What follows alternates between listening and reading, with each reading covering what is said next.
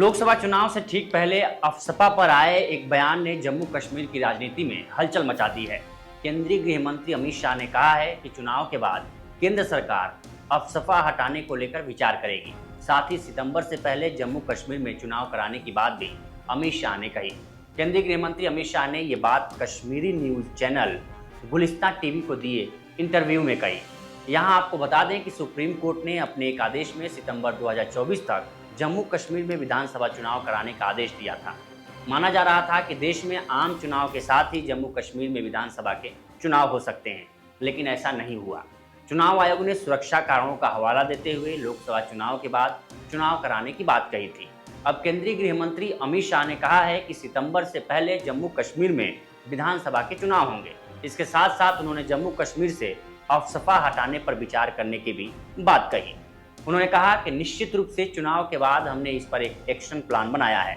जम्मू कश्मीर की पुलिस के हवाले ही जम्मू कश्मीर की कानून व्यवस्था होगी। धीरे धीरे ट्रुप्स बैरक में वापस जाएंगी। हमने 7 साल का एक ब्लूप्रिंट बनाया है। जम्मू कश्मीर पुलिस को हम मजबूत भी कर रहे हैं। जम्मू कश्मीर की पुलिस अपने पैरों पर खड़ी हो रही है।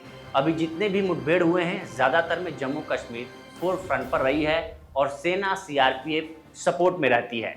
अफसपा के बारे में पूछे जाने पर अमित शाह ने कहा कि चुनाव के बाद हम इस पर ज़रूर विचार करेंगे।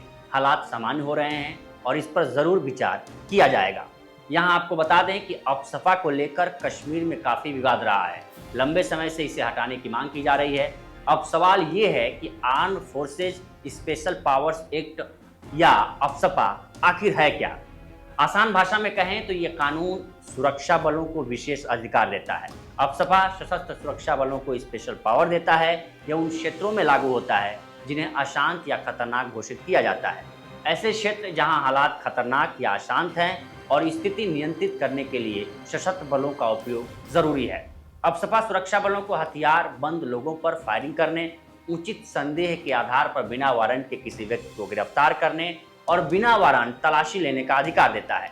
अफसपा के तहत इन अभियानों में शामिल सुरक्षा बलों को छूट मिलती है। उनके खिलाफ कोई मुकदमा या कानूनी कार्रवाई बिना केंद्र की अनुमति के नहीं हो सकती है। यानी अफसपा लागू होने पर आर्मी किसी भी व्यक्ति को गिरफ्तार कर सकती है, कैंपस की तलाशी ले सकती है। अगर गोला बारूद या हथियार लेकर जा रहा है कोई व्यक्ति तो उस पर फायरिंग भी कर सकती है। अफसपा 1958 में पास हुआ था।